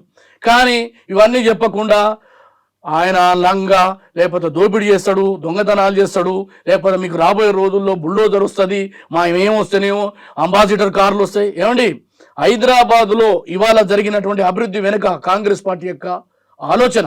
అది ఔటర్ రింగ్ రోడ్ కావచ్చు, PV ఎక్స్ప్రెస్ కావచ్చు, ఫ్లైఓవర్ నిర్మాణం కావచ్చు, ఇవాళ ఉన్నటువంటి మెట్రోతో సహా వీళ్ళు పూర్తి చేసి ఉండవచ్చు. దానికి పునాదేసి 50 నుంచి 60% ఆనాడు మేము పూర్తి చేసినామండి ఆ రోజుల్లోనే. కాబట్టి ఇవన్నీ కాకుండా మీరు ఏం చేయలేదు. హైదరాబాద్కు ఈయన మొత్తం చందమామ ఇస్తే మేము ఖరాబు చేసినట్టు రేవంత్ రెడ్డి గారు ఏదో అడ్డుకుంటూ ఇవాళ 179 కోట్లకు ఎకరం పోయిందండి. రియల్ ఎస్టేట్ వ్యాపారం లేకపోతే, హైదరాబాద్ మీద ఇంత ప్రేమ లేకపోతే వస్తాయా కంపెనీలు? దేశమంతా ఇబ్బందికరమైనటువంటి పరిస్థితులు ఉండడం వల్ల ఇవాళ హైదరాబాద్లో కూడా రియల్ ఎస్టేట్ తగ్గింది. కానీ దాన్ని ఏం చేస్తాడు? హైదరాబాద్ మొత్తం అప్పుడేమో ఇక్కడ 1 ఎకరం అమ్మితే ఆంధ్రలో 100 ఎకరాలు వచ్చేదని చెప్పేటోడు. మళ్ళీ ఇప్పుడు ఏం చెప్తుండు, అక్కడ 1 ఎకరా అమ్మితే ఇక్కడ 5 ఎకరాలు వస్తాయి. ఎక్కడ వస్తాయి 179 ఎకరాలకు. విశాఖపట్నం కదా, అమరావతి మొత్తం అమ్మినా రాదండి. నేను అమరావతి మీద ద్వేషం పెట్టట్లేను. ఎన్నటికీ హైదరాబాద్కు ఆంధ్రకు పోటీ రాదు, రాబోదు అని చెప్తున్నా. అది ఏదైనా కానీ. కాబట్టి మా ముఖ్యమంత్రి గారు స్పష్టంగా ప్రజలకు ఇచ్చినటువంటి ఎజెండాని అమలు చేస్తా, ప్రజల కోసం పనిచేస్తా, నన్ను దీవించమని చెప్పింది. కాబట్టి ఈ ఎన్నిక జిహెచ్ఎంసీ ఎన్నికలో రిఫ్లెక్ట్ అవుతుంది. మీరు రాసుకోండి, నేను చెప్తున్నా. నెంబర్ 1, విజయ దుంబి కాంగ్రెస్ మోగిస్తుంది. మళ్ళీ ఒకవేళ అనివార్యమైన పరిస్థితులు మళ్ళీ ఏమైనా ఉప ఎన్నికలు వచ్చినా గెలవడానికి 1. 33 జిల్లాలలో జడ్పీ చైర్మన్లు కైవసం చేసుకుంటాం, అన్ని అనాతో సహా. ఇది మా ముఖ్యమంత్రి గారి యొక్క పనితీరుకు ప్రజలు ఇచ్చిన రిఫరెండంగా మా ముఖ్యమంత్రి గారు కాంగ్రెస్ పార్టీని వారి నాయకత్వంలో, అంటే ముఖ్యమంత్రి గారు అంటే క్రికెట్ టీం లెక్క, ఆయన కెప్టెన్ గుండి, ఉప ముఖ్యమంత్రి గారు వైస్ కెప్టెన్ గుండి, ఎవరైతే మంత్రులు ఉన్నారో వారి వెనక ఎమ్మెల్యేలు ఉన్నారో మా బోటోలు ఉన్నామో మా అందరికీ దక్కిన గౌరవం అన్నిటికీ మించి జూబ్లీ హిల్స్ ప్రజలు గెలిచిండ్రని చెప్తున్నా. ఇది బలహీన వర్గాలకు రేవంత్ రెడ్డి గారి సారథ్యంలో వచ్చిన గౌరవాన్ని భావిస్తున్నా. పేద వర్గాలకు ఏదైతే రిజర్వేషన్లు ఇస్తా అని చెప్పి మాట నిలుపుకొని తమ పార్టీలోనే మేము ప్రారంభం చేసినామని చెప్పి ఇతరులకు ఆదర్శంగా నిలిచారు. మీరు గమనించాలి, సునీతమ్మ అప్పర్ క్యాస్టే, ఇక్కడ లంకల దీపక్ రెడ్డి గారు కూడా అప్పర్ క్యాస్టే. అయినప్పటికీ కూడా బలహీన వర్గాల యొక్క ఏదైతే రాజ్యాధికారం దిశగా వీళ్ళందరినీ తీసుకుపోవాలి, రాహుల్ గాంధీ గారు ఇచ్చినటువంటి మాట నిలుపుకోవాలి అనేటువంటి దాని మీద రిఫ్లెక్ట్ అయ్యింది.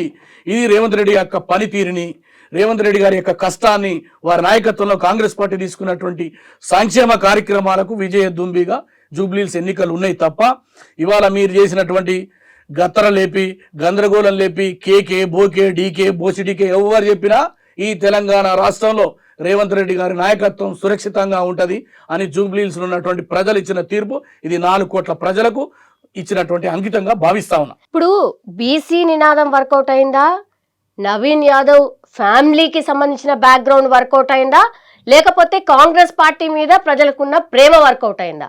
ఇందులో ఏది వర్కౌట్ అయింది? ఒకటి గమనించాలి మేడం, మనిషి ఒక్కడు ఉండడు. మనిషిలో అవయవాలు ఉంటాయి, అవయవాల కళ్ళు ఉంటాయి, నెత్తి ఉంటాయి, అన్నిటికీ దేని దానికే గొప్ప అనుకుంటుంది. కాళ్ళు అనుకుంటుంది, నేను లేకపోతే మనిషి నడవడు అనుకుంటారు. కాబట్టి ఇవన్నీ కూడా సమిష్టిగా ఒక మనిషి యొక్క అవయవాల రూపంలో గుండె మాదిరి ఊపిరి మొత్తం సమాజానికి ఇదైతే దేహానికి అందిస్తుండో ఈ ఊపిరి మా రేవంత్ రెడ్డి గారు. ఇక్కడ అన్ని కూడా అవయవాల రూపంలో ఉన్నటువంటి వాళ్ళు కాంగ్రెస్ పార్టీ కార్యకర్తలు. ఇదంతా రూపాంతరం చెందితే నవీన్ యాదవ్. ఈ నవీన్ యాదవ్ని గెలిపించింది జూబ్లీహిల్స్ ప్రజలు. ఇది జూబ్లీహిల్స్ ప్రజల యొక్క విజయంగా భావిస్తున్నారు. రెండోది, బలహీన వర్గాల విషయం లోపల సరే మీరు అన్నట్టుగా మా చేతులు ఉన్నంత వరకు చట్టసభల్లో కానీ, తర్వాత చట్టబద్ధత కల్పించే కార్యక్రమం కానీ, అక్కడి నుంచి కేంద్రంలో ఒత్తిడి తేవడం కానీ అన్ని కార్యక్రమాలు చేసాం. కానీ కేంద్రంలో ఉన్నటువంటి భారతీయ జనతా పార్టీ తన మీద వేసుకోకుండా ఇక్కడ ఈ ప్రభుత్వం ఫెయిల్ కావాలన్నటువంటి ఆలోచన ఏదైతే ఉందో అది బలహీన వర్గాల పట్ల వారికి ఉన్నటువంటి వ్యతిరేకత అని భావిస్తా ఉన్నా. ఎందుకంటే వాళ్ళకి అవసరం ఉన్న చోట్ల అన్ని చోట్ల చేశారు. నేనేమంటున్నా, ఒక ముస్లిం అనేటువంటిది ఒకవేళ బీసీల దాంట్లో అడ్డం వస్తే, మీకు యూపీలో అనేక మంది ముస్లింలు ఉన్నటువంటి పేద కులాలు బీసీలో ఉన్నారు మేడం, గుజరాత్లో ఉన్నారు, మధ్యప్రదేశ్లో ఉన్నారు. అంతెందుకు మీ కూటమిలో ఉన్నటువంటి ఏదైతే ఆంధ్రప్రదేశ్లో చంద్రబాబు సారథ్యంలో 4% రిజర్వేషన్ కొనసాగుతుంది కదా, మరి దాన్ని ఎందుకు అది చేస్తున్నారు? తీసేయమనండి మరి మీరు. ఇది కాదు కదా, ప్రజలు భారతదేశంలో భాగస్వామ్యం కాదా మైనార్టీలు? కాబట్టి ఇవన్నీ కూడా కాదు మేడం. కిషన్ రెడ్డి గారు తనకు తానుగా బీఆర్ఎస్కు సహకరించి తెలంగాణ రాష్ట్రంలో భారతీయ జనతా పార్టీని బొందబెట్టిండు జూబ్లీహిల్స్ ఎన్నికలతోటి. ఇక మళ్ళీ లేవడం అనేది సాధ్యం కాదు. నెంబర్ 1, ఇవాళ పెద్దలు చెప్పినారు, కేటీఆర్ గారు సుందరంగా ఎర్రగా బుర్రగా ఉంటాడు, కానీ వారి మాటల్లో చూస్తే అహం కనపడతాను.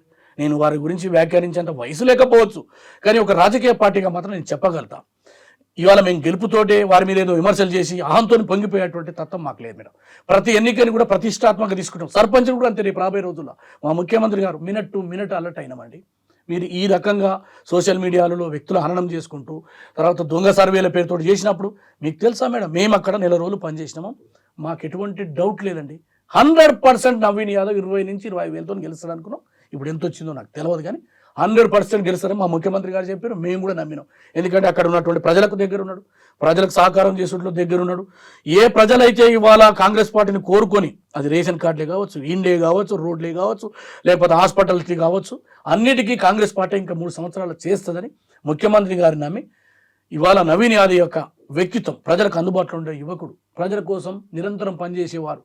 మీరు ఎన్ని రకాల ఆరోపణలు చేయండి మేడం, నేను చెప్తున్నా మళ్ళీ వచ్చే ఎన్నికల్లో కూడా నవీన్ యాదవ్ గెలుస్తాడు. బీసీ నినాదం ఉంది కాబట్టి నవీన్ యాదవ్ కి టికెట్ ఇచ్చిండ్రా నిజంగా? మేడం ఇక్కడ గమనించాల్సింది, ఇప్పుడు మనం విజయం చేరినాం కాబట్టి ఇది బీసీ కేసుకోవడం కాదు, వాస్తవంగా బీసీల పట్ల ప్రేమ ఉన్నటువంటి కాంగ్రెస్ పార్టీ.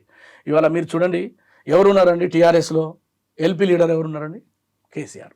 అంటే శాసనసభకు రాడు, జీతం తీసుకుంటాడు, ఫామ్ హౌస్ ఉంటాడు, మా నాయకుడు వస్తే పెద్ద సునామీ వస్తుంది అంటాడు. రాగదా, అది చేత కాదు. రెండవది అక్కడ ఉన్నటువంటి కేసీఆర్ చుట్టూ ఉన్నది మొత్తం కూడా వాళ్ళ ఫ్యామిలీ మాత్రమే. ఇక్కడ కాంగ్రెస్ పార్టీ మీరు గమనించాలి. ముఖ్యమంత్రి ఎవరు మేడం? ఓసీ, రెడ్డి కులానికి చెందినవాడు. ఉప ముఖ్యమంత్రి దళితుడు. బీసీ ఎవరు మేడం? పిసిసి అధ్యక్షుడు, ఈ రాష్ట్రాన్ని పార్టీ నడిపించే నాయకుడు. ఇది కదా సామాజిక న్యాయం. 4 ఉన్నారండి ఎస్సీ ఎస్టీలకు సంబంధించినటువంటి, 2 మాదిగలు, 2 మాలలు. అదే స్పీకర్ ఉన్నాడు, మరొక మాల సామాజిక వర్గానికి చెందిన 3 బీసీలు ఉన్నారు. సామాజిక న్యాయం అనేది కేవలం నినాదాల వరకే అవుతుంది. లేకపోతే ఇవాళ ఈ ప్రభుత్వం ఉంది కాబట్టి నేను అడుగుతా, కానీ నేను ఉన్నప్పుడు మాత్రం 10 సంవత్సరాలలో రాజయ్య యొక్క గోషిబిక్త, మాజీ ఉప ముఖ్యమంత్రి, దళితులు సీఎం చేస్తా, తలనరుక్కుంటా, లేదా బీసీలకు 42% మేము చేసినాం, కానీ అది కాలేదు. ఇది కాదు కదా, అది మేము చిత్తశుద్ధి నిరూపించినాం. మీరు బీసీకి టికెట్ ఇవ్వాల్సి ఉండే, ఏం తప్ప ఏమవుతుండే? గెలవని ఓడని మీ యొక్క చిత్తశుద్ధిని కూడా మేము ప్రశ్నించకపోదు కదా. ఇది కదా మేము కోరుకునేది. తెలంగాణ యొక్క అస్తిత్వాన్ని చంపి తమకు కావాల్సినప్పుడు మాత్రమే తెలంగాణ వాదం, ఇతరులు మాట్లాడితే తెలంగాణ ద్రోహులు అనేటువంటి నినాదం ఇక తెల్లదు. ఇది తెలంగాణ కంప్లీట్ గా రాజకీయాల క్షేత్రమైంది. ఇక నినాదం తోటి ఇక మళ్ళీ తెలంగాణ, మళ్ళీ నేను శివలింగం మీద తేలు లెక్క కూసుంటా, చెప్పుతోని కొట్టితే శివునికి బాధ, తేలుతోని చేయితో తీస్తేనేమో తేలు కరుస్తుంది. ఇది కాదు, ఇది అయిపోయింది. ఆ కాలం ప్రజలు నమ్మే స్థితిలో లేరు. మోసాలు, మీరు చేసిన పాపాలు ఒక్కొక్కటి పగులుతున్నాయి. రాజన్ అన్నట్టు తప్పకుండా రాబోయే రోజుల్లో బీఆర్ఎస్ తునాతునకలు అవుతుంది. రాజయ్య యాదవ్ గారు, ఇప్పుడు బీసీకి టికెట్ ఇచ్చిండ్రు కాబట్టి ఇప్పుడు కాంగ్రెస్ పార్టీ సేఫ్ జోన్లో ఉంది. బీసీ గెలిచిండు కాబట్టి ఓకే. ఒకవేళ ఓడిపోతే గనక ఒక నరేటివ్ బిల్డ్ అవుతుండే, ఖచ్చితంగా చూసిర్రా బీసీలకు టికెట్ ఇమ్మన్నారు, ఇచ్చినాము, తీరా చూస్తే వాళ్ళే గెలిపించుకోలేకపోయారు, బీసీ నినాదం లేదు, ఏమీ లేదు అనేది కూడా ఇంకో చర్చ ఉంటుండే అనేది కూడా నడిచింది సార్. మీ ఒపీనియన్ సార్? అదమ్మా, బీసీ నినాదాన్ని పునికి పుచ్చుకున్నది కాంగ్రెస్ పార్టీ. మీరు నమ్ముతున్నారా సార్? నేను నమ్ముతాను. ఎందుకంటే నినాదాన్ని తక్కువ అంచనా వేసింది మిగతా రాజకీయ పార్టీలు. ఓకే, మిగతా 2 రాజకీయ పార్టీలు బీసీ నినాదం వల్ల పసలేదనుకున్నారు. ఓకే, వీళ్ళు సెంటిమెంట్ రేజ్ అవుతుందని వీళ్ళు అనుకున్నారు. బీఆర్ఎస్ వాళ్ళు, మా వాళ్ళు ఏమనుకున్నారు? మా కేడరు, మా కథ కార్ఖానా అని మా వాళ్ళు అనుకున్నారు. కానీ రేపు పరిపాలన ఎట్లా ఉండని, ముఖ్యమంత్రి ఏడల మంచి ఉన్నదా చెడు ఉన్నదా, కానీ టికెట్ ఇచ్చుట్లో వాళ్ళు విజయం సాధించారు. ఓకే, ఇది ఎవరైనా గుణపాఠంగా తీసుకోవాలి. ఓకే. ఇప్పుడు నవీన్ యాదవ్ విన్న తర్వాత బీసీ నినాదం ఇంకా పెద్ద ఎత్తున ఉవ్వెత్తున ఎగిసి పడుతుందా, లేకపోతే ఇక్కడికే ఇక ఓకే అని సర్దుమని? కాబోయే ముఖ్యమంత్రి బీసోడు, కాబోయే ముఖ్యమంత్రి బీసోడు. కైలాష్ గారు, పార్టీ ఏదైనా బీసీ ముఖ్యమంత్రి అవుతాడు రేపు. బీసీ నినాదం ఓనాడు తెలంగాణ ఉద్యమ నినాదం ఎంతైతే గొప్పగా ఉండనో, బీసీ నినాదం కూడా అరే ఎన్ని రోజులుగా ఇంకా వీళ్ళు పరిపాలించేది, మనం పరిపాలించే రోజు రావాలనుకునేటువంటి ఆలోచనలో ఉన్నారు బీసీలు. నా బాల్యం నుంచి చూస్తాను నేను, రింగులు ఎంటికల కాంచెల్లి రాజకీయాలలో ఉన్నా. ఆనాడు బీసీ జిందాబాద్ అంటే మా వెనక ఎవరు ఉండకపోయేది, మాయేసేది. ఇవాళ బీసీ నినాదం ప్రజ్వలంగా రగిలిపోతుంది. ఈ తెలంగాణే 1000 ఏళ్ల బానిసత్వానికి 77 ఏళ్ల స్వాతంత్రంలో ఎన్నడూ కూడా ఒక బీసీ ముఖ్యమంత్రి లేడు ఈ రాష్ట్రంకు. ఒక్కరోజు దళితుడు తప్ప, 2 ఏళ్ల పాటు దళితుడు తప్ప ఉమ్మడి ఆంధ్రప్రదేశ్కి కానీ ప్రత్యేక తెలంగాణలో కానీ అగ్రవర్ణాలే పరిపాలించిళ్ళు. మా వర్ణం కూడా పరిపాలించాలనేది మా తరం చూసిపోద్ది అనుకుంటానా. నేనైతే బీసీ ముఖ్యమంత్రిని చూసినాకనే నా తనువు సాధించాలనుకుంటాను. నిజంగా ఇటువంటి ఆలోచన విధానం పిల్లలలో వచ్చిన ఆలోచన విధానం మామూలుగా రాలే. అది కాంగ్రెస్ పార్టీ ఈసారి సక్సెస్ అయింది. ఇది టికెట్ ఇచ్చుట్ల. మిగతా రాజకీయ పార్టీలు కూడా సోయి తెచ్చుకోవాలి. రేపు సోయి తెచ్చుకొని బీసీ నినాదాన్ని ఎవడైతే తలకెత్తుకుంటాడో వాడే సక్సెస్ అవుతాడు, లేకపోతే సర్వనాశనం అవుతారు. సార్ 1,80,000 ఓట్లు ఉండే సార్ బీసీలు అయ్యి, ఎందుకు ఈ ఓటింగ్ శాతంలో ఇంత తగ్గింది? ఎందుకు? వాళ్ళు వెయ్యాలి కదా, వెయ్యాలి కదా బీసీ నాయకుడు అనుకున్నప్పుడు. ఈ సిటీలో ఒక విధానం ఉంటుందమ్మా. ఏ విధానం? 7 అంతస్తుల మేడోళ్ళం కిందికి దిగరు, వాడు కిందికి దిగాడు. లేకపోతే అంతలా అయితే ప్రోగ్రాం పెట్టుకుంటాడు, సెలవు కదా ఏదన్నా తిరిగేస్తాం అనుకుంటారు. మిగతా కూడా పని పోద్ది అనుకుంటాడు. కొంతమంది మా పని పోతుందిరా, మనకు ఆకలి మంట, మన ఆకలి పెద్దది, నిన్నటి దాకా పైసలు ఇచ్చి తిన్నాం, ఎత్తేంది వేయకుంటే వాడు ఏమైనా లెక్క చూసుకుంటాడు అని వాడు వెళ్ళిపోతాడు, వాని సందాల వాడు వెళ్ళిపోతాడు. కాబట్టి ఇక్కడ ఓట్ల పర్సంటేజ్ తగ్గుతుంది. గ్రామాలలో ఏముంటుంది అంటే నేను చచ్చిపోతాను, నేను ఓటు వేయకపోతే నేను చచ్చిపోయినట్టు. గ్రామాలలో ఉండేది అది, సిటీలో ఉండేది ఇది. సుఖానికి ఉండే గుణం ఇది. అమెరికా లాంటి సిటీలల్లో, అమెరికా లాంటి ప్రాంతాలలో ఎవరు ఓట్లు ఎత్తారు ఎరకనమ్మా? సీనియర్ సిటిజన్స్ ఓట్లు ఎత్తారు. 22%, 32% తోటి యావత్ భారతదేశాన్ని, యావత్ ప్రపంచాన్ని పరిపాలించే నాయకుడు సెలెక్ట్ అవుతాడు. ఇంటికాడు ఉండతోడు పొద్దు పోనోడు ఓటేస్తాడు ఆడ. అభ్యుదయము లేకపోతే డెవలప్మెంటు అనేది ఏమి నేర్పుతుంది అంటే సోమరిపోతుతనాన్ని నేర్పుతుంది. అదే మూలకున్న ముసలి కూడా కట్టెపట్టుకొని నా ఓటు చూడు బీట, నా ఓటు చూడు, గుర్తు కూడా కనిపించేది, నేను ఫలానా గుర్తుకు ఎత్తానంటది. అది చైతన్యం. పేదరికంలో చైతన్యం ఉన్నది, ధనముల చైతన్యం లేదు. పేదరికంలో ఉన్నంత చైతన్యం ఒక్కటే శ్రద్ధరు అందరు గుంజుకొని కప్పుకున్నప్పుడే ప్రేమ ఉంటుందమ్మా. బాత్రూములు వేరే, బెడ్రూములు వేరే అయినాడు ఆ చరిత్ర నాశనం అయిపోతుంది. ఆ పోరుడు ఎక్కడ పంటాడో తెలియదు, ఆ పొల్లు ఎక్కడ పంటాడో తెలియదు, వీళ్ళు ఎక్కడ ఉంటాడో వీళ్ళకి తెలియదు. ఇది రోగం. ఈ రోగంలో ఓట్ల పర్సెంటేజ్ తగ్గుతుంది. రాజయ్య యాదవ్ అన్నట్టుగా బీసీ ముఖ్యమంత్రినే నెక్స్ట్ టైం చూడాలి. ఇది మరి చాలా మంది కోరిక అయి ఉండొచ్చు, ఎందుకంటే 42% రిజర్వేషన్. మరి ఏమైనా అమ్మ 42%లో ఉండే కొంటతనం ఉన్నది, ఏ దాన్ని ఇప్పుకొని మాట్లాడుకోవడం కరెక్ట్ కాదు. మేము 50%కి వెళ్తాను అసలు బీసీలో. 50%, ఎందుకంటే గ్రామాలు ఎవరికి ఈడు కాలే, అప్పర్ క్యాస్ట్కు ఈడుగా అయితలేవు, వరుస అయితలేవు గ్రామాలు. 50% ప్రజానీకం, సర్పంచ్లు కానీ, ఎంపీటీసీలు కానీ, జెడ్పీటీసీలు కానీ గెలుతాన్లు, రిజర్వేషన్ లేకున్నా గెలుతాన్లు. అదే మాకు కావాల్సింది చట్టసభలలో రిజర్వేషన్స్. చట్టసభలలో రిజర్వేషన్స్ అన్ని పార్టీలు కూడా సోయి తెచ్చుకొని ఇక వాళ్ళను ముంచిన కాడికి చాలు, వాళ్ళని ఇబ్బంది పెట్టిన కాడికి చాలు, మన జాగలో మనం ఉన్నాము అని అన్ని రాజకీయ పార్టీలు కూడా సోయి తెచ్చుకొని చట్టసభలలో, పార్లమెంటులో, అసెంబ్లీలో మాకు సీట్లు రిజర్వేషన్ కావాలి. అది ప్రతిపక్ష నాయకుడైన రాహుల్ గాంధీ కానీ, పాలకపక్షం కానీ సోయి తెచ్చుకొని మెదలాలని నా విజ్ఞప్తి. ఇది బీసీ యొక్క వాయిస్. అదే మీరు అన్నట్టుగా ఇవాళ తెలంగాణ రాష్ట్రంలో ఆత్మగౌరవ పోరాటం ఇది. బలహీన వర్గాలకు సంబంధించి అనేక సంవత్సరాలుగా అన్ని పార్టీలు, నేనుగా కాంగ్రెస్ ఉన్నా కాబట్టి నా కాంగ్రెస్ చేయలేదు లేకపోతే మరొకరు చేయలేదు అనేదాని కాదు. అన్ని పార్టీలు వాళ్ళకిస్తే గెలవరు, వాళ్ళలో చైతన్యం లేదు, వాళ్ళలో ఐక్యత లేదు, వారు ఓటు వేసుకోలేరు, వాళ్ళు పరిపాలించలేరు అనేటువంటి భావన ఏ వర్గాలైతే ఇవాళ అధికారంలో ఉండి తర్వాత సంపద మీద ఉండి భూస్వాములుగా, ఫ్యూడలిస్టులుగా ఉన్నటువంటి వర్గాల యొక్క ఆలోచన ఉండే.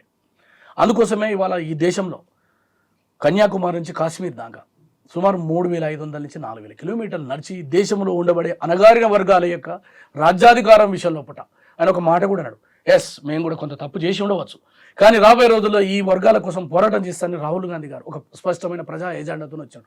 అందుకోసమే మా ముఖ్యమంత్రి గారు రెడ్డి వర్గం అయి ఉండొచ్చు, కానీ కాంగ్రెస్ పార్టీ రాహుల్ గాంధీ గారు ఇచ్చినటువంటి వేదాన్ని దాని శిలాశాసనంగా అమలు చేయడానికే తెలంగాణలో ఒక 42% అనేది చాలా మంది వ్యతిరేకించి ఉండవచ్చు.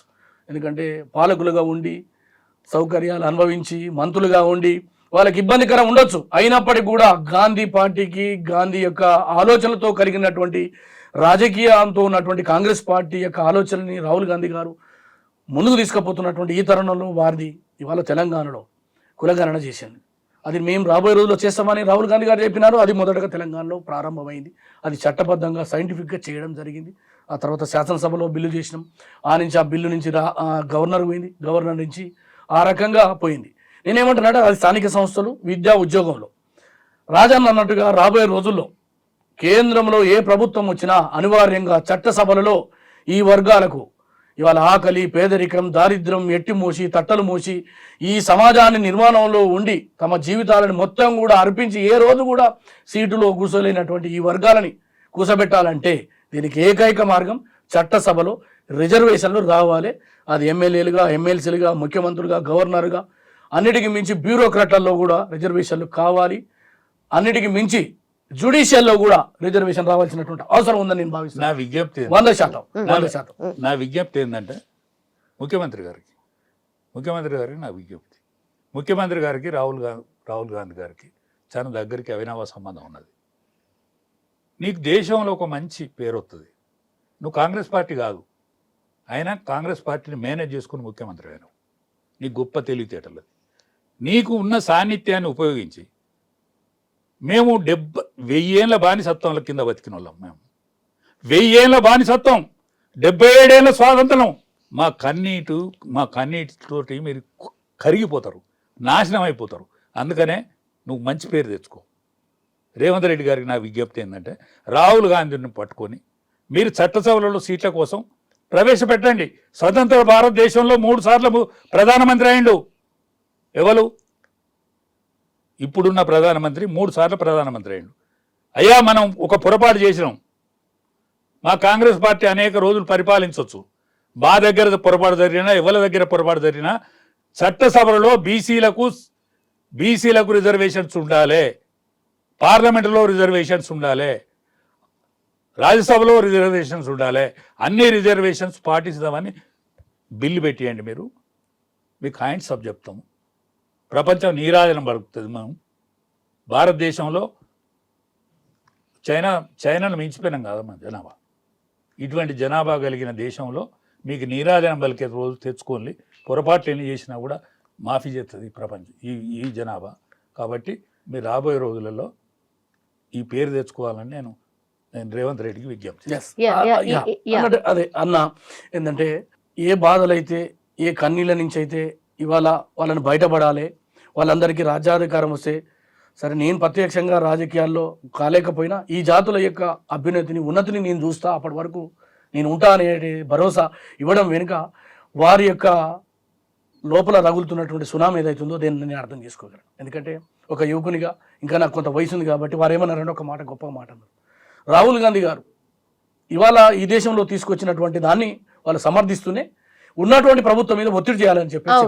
డెఫినెట్గా ఆ దిశగా మా యొక్క రాహుల్ గాంధీ గారు కానీ ఇప్పుడు ఇది ఏదైతే కదిలిందో ఇది రాబోయే రోజు ఇంకా ముందుకు పోతుంది. నేను రేవంత్ రెడ్డికి కాబట్టి అదే ముఖ్యమంత్రి గారు ఇవాళ ఈ ముఖ్యమంత్రి గారు తీసుకొచ్చినటువంటి ఈ 42%, ఇది విద్యలో కావచ్చు, ఉద్యోగంలో కావచ్చు, స్థానిక సంస్థలో కావచ్చు, ఇది మరింత ముందుకు పోవాలంటే ప్రజల్లో చైతన్యం రావాలి. ఇప్పుడు ఆయన ఇచ్చినంత మాత్రాన మనం ఇంట్లో కూర్చుంటూ వస్తుందా? కాదు కదా. ఈ జనం ఐక్యం కావాలి, ఉద్యమాలు చేయాలి, ప్రభుత్వం మీద ఒత్తిడి చేయాలి, అడుగడుగున అడ్డం పడాలి. ఇవన్నీ ఏమి చేయకుండా తెలంగాణ ఊకినే వచ్చిందా? కాదు కదా. ఇవన్నీ చేసిన తర్వాత కూడా ఇవ్వడానికి అక్కడ ఉన్నటువంటి పార్టీ, కాంగ్రెస్ పార్టీ త్యాగం చేసి ముందుకు వచ్చి ఇస్తేనే అవుతుంది. అట్లనే ఇవాళ బలహీన వర్గాల బిడ్డ అని చెప్తున్న నరేంద్ర మోడీ గారికి నేను కూడా ఒక అప్పీల్ చేస్తున్నా. ఏ బలహీన వర్గాల బిడ్డ అని మీరు చెప్పుకుంటారో అది అవునో కాదో చర్చ వేరే విషయం. నువ్వు అవునో కాదో అని దానిలో పోతే మాత్రం నేను విభేదిస్తా. అంటే ఇప్పుడు నేను గొల్లోని ఈ బట్టలు వేసుకున్నా, వీడు గొల్లోడో కాదో అని టెస్ట్ చేస్తే నాటువంటి బట్టలు దొరకకూడదు వేసుకోవాలంటే నేనేంటంటే అవునో కాదో అని దాంట్లో విభేదిస్తా. నరేంద్ర మోడీ దాని విషయంలో ఒక చిన్న క్లారిటీ అన్న దండం పెడతాను. నీకు చెప్తానా, నాకంటే చిన్నోనివి, నా కొడుకు వయసు నువ్వు, నా కొడుకు వయసు నేర్చుకోవాలి. ఎందుకంటే మీరు భావితరం,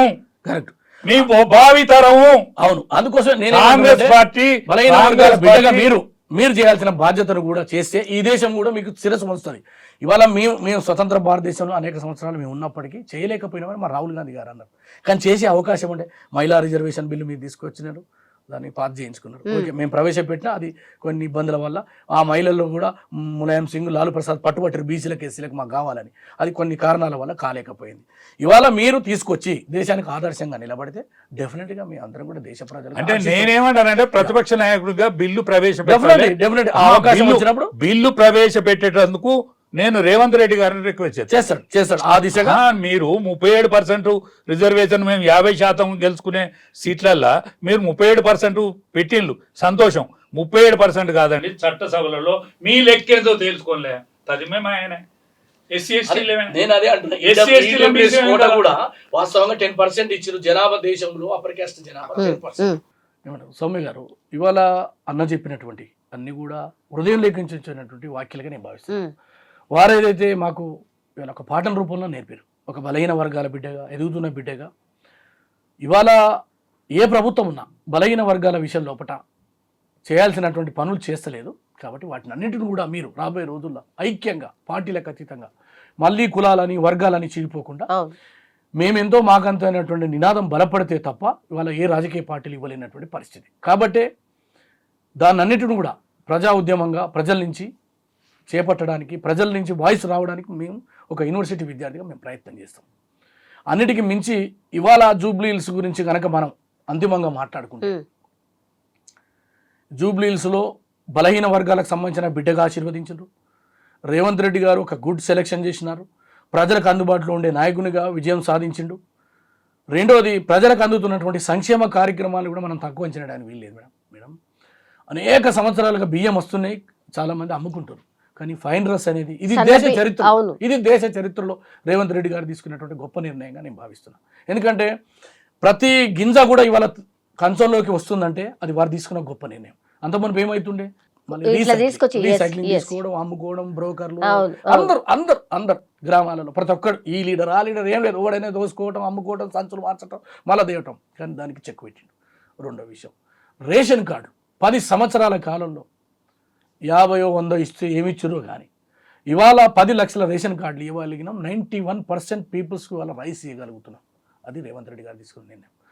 ఇవాళ 5 లక్షల ఇండ్లు, ఇప్పటికే దాదాపు 1,40,000 ఇండ్లు పూర్తి కావచ్చుని అని చెప్తా ఉన్నారు అధికారులు. ఇంకా మిగతాయి కూడా ఇంకా 3-4 నెలల్లో ఈ 5 లక్షల ఇండ్లు పూర్తి అయితే వాళ్ళకి బిల్లు వస్తుంది. డబుల్ బెడ్రూమ్లు మీరు కట్టామని చెప్పి ఇయ్యలే హైదరాబాద్లో. రెండోది, మూసీ ప్రక్షాళన విషయంలో ద్వంద్వ వైఖరి అవలంబిస్తున్న బీఆర్ఎస్ పార్టీ ఇంకా గుణపాఠం నేర్చుకోమని నేను రిక్వెస్ట్ చేస్తున్నాను. ఎందుకంటే ఆ మూసీల్లో వరదలు వస్తే చచ్చిపోతున్నారు మేడం. అమీర్పేటలో మనం చూసిన ముఖ్యమంత్రి గారు వస్తే ఎంత భయంకరమైన పరిస్థితులు ఉన్నాయో, నాలాలు సక్రమైన పద్ధతి లేదు. వీటన్నిటిని కూడా డెవలప్ చేయడానికి ప్రభుత్వానికి సహకరిస్తే ఏదో ఒక రోజు మీకు కూడా ప్రజలు కనికరిస్తారు. కానీ ఎటుగాక ఈ ప్రభుత్వం ఉంది కాబట్టి, రేవంత్ రెడ్డి గారు ఉన్నారు కాబట్టి, నేను ఏ రకంగానైనా కాళ్ళల్లో కట్టెబెట్టి తెలంగాణలో ముఖ్యమంత్రిని బదనాం చేస్తా అంటే ప్రజలు నమ్మరు మేడం. ఎందుకంటే హైడ్రా అనేటువంటిది ఎవరి కోసం వచ్చింది మేడం? అంతిమంగా ఆలోచిస్తే చెరువులను కబ్జా బట్టి, ప్రభుత్వ స్థలాలను కబ్జా బట్టి 1000 కోట్లు దోచుకున్నటువంటి దోపిడీదారులకు ఇబ్బంది అయితే వాళ్ళ పక్షాల వక్తాల పుచ్చుకొని పేదల ఇండ్లు కూలుస్తున్నామంటారు. 5-10 ఏడైనా కూలితే కూలొచ్చు పేదలకు, వాళ్ళ కాంపెన్సేషన్ ఇస్తామని ముఖ్యమంత్రి గారు చెప్పినారు. ఇవాళ చూడండి బతుకమ్మకుంట కానీ, అదేవిధంగా ఇక్కడ ఉన్నటువంటి అయ్యప్ప సొసైటీలో కానీ ఇలా దాదాపు 600 నుంచి 700 ఎకరాలు మేడం. 1000 కోట్ల రూపాయల విలువ కలిగినటువంటి భూములను రక్షించడం మా ముఖ్యమంత్రి గారు తీసుకున్న గొప్ప సాహసోపేతమైనటువంటి నిర్ణయంగా ఈనాడు హైదరాబాద్ ప్రజలు భావించారు. కాబట్టే మీరు జూబ్లీ హిల్స్లో కూలగొడతామని చెప్పినటువంటి దాన్ని ప్రజలు నమ్మలేదు, విశ్వాసంలోకి తీసుకోలేదు. ఇక రెండోది, అబద్ధాలు ప్రచారం చేసుట్లా కేటీఆర్కి మించినటువంటి మరొక మోసమైనటువంటి ఆలోచనలు కలిగినటువంటి వ్యక్తి ఈ రాష్ట్రంలో లేడు. కేవలం కేసీఆర్ అనేటువంటి ఒక తెలంగాణ ఉద్యమాన్ని నడిపినటువంటి నాయకుని మీద ఆలి ఇవాళ రాష్ట్రంలో దోపిడీలు చేసి దొంగ సర్వేల పేరుతోటి ప్రజల్ని కన్ఫ్యూజ్ చేసి మళ్ళీ తెలంగాణలో అధికారంలోకి వస్తామని భావనతోటి చేసినటువంటి దాన్ని ప్రజలు నమ్మలే. మేము క్లియర్గా మాకు స్పష్టంగా మా ముఖ్యమంత్రి గారు చెప్పిన ప్రతిదాన్ని మేము గల్లీలో వాడవాడలో తిరిగినాం. ప్రజలు ఈ తెలంగాణ రాష్ట్ర ముఖ్యమంత్రి గారి ఆలోచనల్ని, సంక్షేమ కార్యక్రమాల్ని, వారు ప్రజల కోసం కష్టపడుతున్న విధానాన్ని, ఆ తర్వాత క్యాండిడేట్ యొక్క కుటుంబం యొక్క కష్ట నష్టాలు, ప్రజలతో ఉన్నటువంటి విధానం, ఇవన్నీ చూసే ఇవాళ జూబ్లీ హిల్స్లో గెలిచినాం. ఖచ్చితంగా జిహెచ్ఎంసీలో జెండా ఎగరవేస్తుంది కాంగ్రెస్ పార్టీ.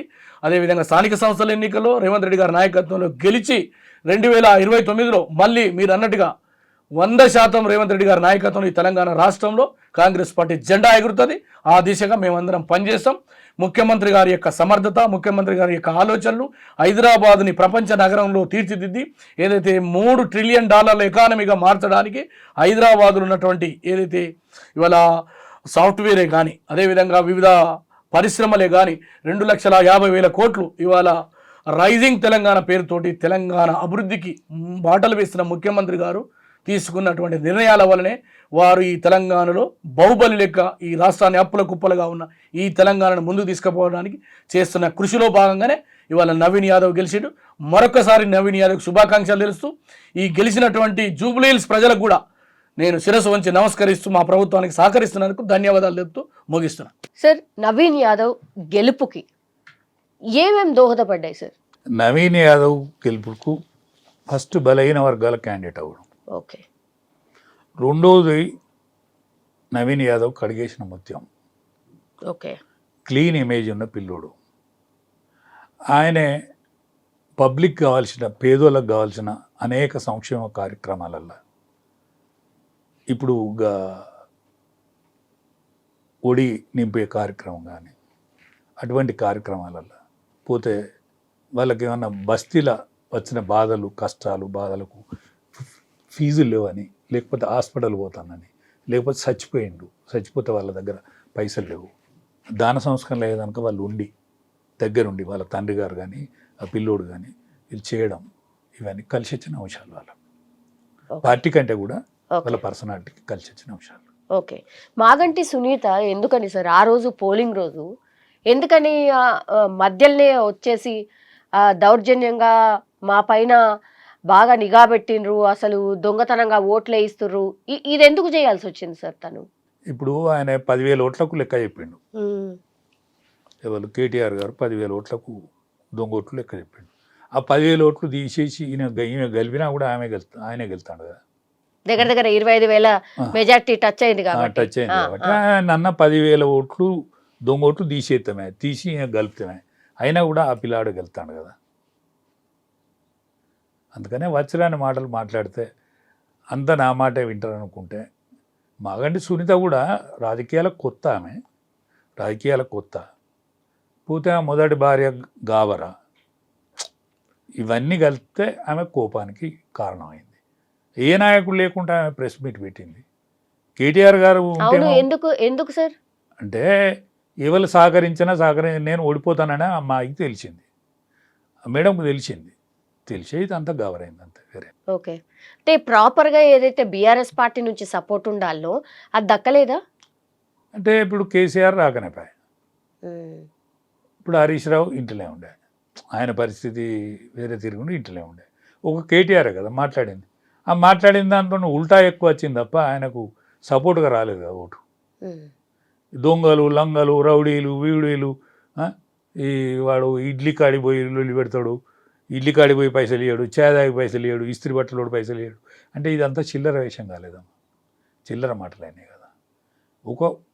ఒక నాయకుడు మాట్లాడాల్సిన మాట కాదు కదా, ఇవన్నీ రియాక్షన్ అయినాయి.